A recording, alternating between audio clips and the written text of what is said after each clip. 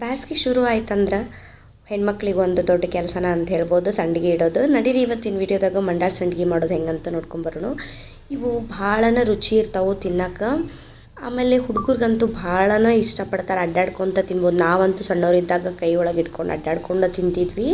ಇದನ್ನು ಮಾಡೋಕ್ಕೆ ಫಸ್ಟ್ ಮಂಡಾಳನ್ನ ನೀರೊಳಗೆ ನೆನೆಯಾಕೆ ಇಟ್ಕೋಬೇಕು. ಒಂದು 20 ನಿಮಿಷ ನೀರೊಳಗನ ಬಿಡಬೇಕು, ಅದು ಮಂಡಾಳ ಫುಲ್ ಮೆತ್ತಗಾಗೋ ಥರ. ಆಮೇಲೆ ಕೈಯಿಂದ ಈ ಥರ ವಿಡಿಯೋದಾಗ ತೋರ್ಸಾತಿಲ್ಲ ಆ ಥರ ಸ್ಮ್ಯಾಶ್ ಮಾಡ್ಕೊಳ್ರಿ, ಫುಲ್ಲು ಸ್ಮ್ಯಾಶ್ ಆಗಬೇಕು. ಫಸ್ಟಿಗೆ ಒಬ್ಬೊಬ್ರು ಏನು ಮಾಡ್ತಾರೆ, ಮಿಕ್ಸಿಗೆ ಹಾಕ್ಕೊಂಡ್ಬಿಡ್ತಾರೆ. ಆದರೆ ಮಿಕ್ಸಿಗೆ ಹಾಕಿದ್ರಷ್ಟು ಕೈಯಿಂದ ಮಾಡಿದಷ್ಟು ಬಳ್ಳ ಆಗಂಗಿಲ್ಲ, ಕ್ರಿಸ್ಪಿ ಆಗಂಗಿಲ್ಲ. ಹಾಗಾಗಿ ಈ ಥರ ಸ್ಮ್ಯಾಶ್ ಮಾಡೋದು ಚಲೋ. ಆಮೇಲೆ ಇದಕ್ಕೆ ಮಸಾಲೆಗೆ ಮೆಣಸಿನ್ಕಾಯಿ, ಉಪ್ಪು, ಜೀರಿಗೆ, ಕೊತ್ತಂಬರಿ, ಕರಿಬೇವು ಹಾಕಬಾರ್ದು. ಭಾಳ ದಿನ ಇಡೋದಕ್ಕೆ ಕರಿಬೇವು ಹಾಕಿದ್ರೆ ಕೆಡ್ತೈತಿ ಅಂತಂದು ಹೇಳ್ತಿದ್ರು ಮನೆ ಒಳಗೆ. ಹಾಗಾಗಿ ಕರಿಬೇವು ಹಾಕಬಾರ್ದು, ಕೊತ್ತಂಬರಿ ಹಾಕಿ. ಇದಕ್ಕೆ ಮೇನ್ ಅಂದ್ರೆ ಜೀರಿಗೆ ಮತ್ತು ಇಂಗು ಫ್ಲೇವರು.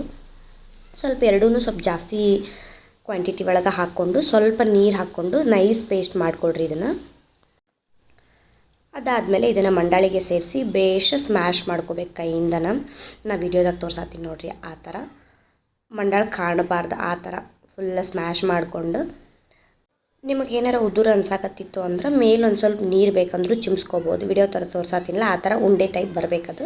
ಆ ಕನ್ಸಿಸ್ಟೆನ್ಸಿ ಬಂದಮೇಲೆ ಬಿಸಿಲೊಳಗೆ ಈ ಥರ ಇಡಬೇಕು. ಭಾಳ ಪ್ರೆಸ್ಸೂ ಮಾಡಬಾರ್ದು, ಸುಮ್ಮನೆ ಒಂದು ಕೈ ಒಳಗೆ ತೊಗೋಬೇಕು, ಒಂದು ಸ್ವಲ್ಪನೇ ಇಡಬೇಕು. ಇಷ್ಟು ಮಾಡಿದ್ರೆ ಮಂಡಾಳ ಸಂಡಿಗೆ ರೆಡಿ ಆಗ್ತಾವೆ. ಇದನ್ನೊಂದು 2-3 ದಿನ ಬಿಸಿಲೊಳಗಿಟ್ಟು ಒಣಗಿಸ್ಬೇಕು. ಇದ್ರೊಳಗೆ ಪುದೀನ ಫ್ಲೇವರ್ ಬೇಕಂತಂದ್ರೆ ನಿಮಗೆ ಪುದೀನೂ ಆ್ಯಡ್ ಮಾಡ್ಕೋಬೋದು. ಮಿಕ್ಸಿ ಜಾರ್ ಒಳಗನ ಹಾಕ್ಕೊಂಡು ಮಿಕ್ಸಿ ಮಾಡಿಕೊಂಡ್ರೆ ಪುದೀನ ಫ್ಲೇವರ್ನೂ ಆಗ್ತೈತಿ. ಒಣಗಿದ ಮೇಲೆ ಯಾವ ಥರ ಇತ್ತಂತ ನೋಡಿರಿ.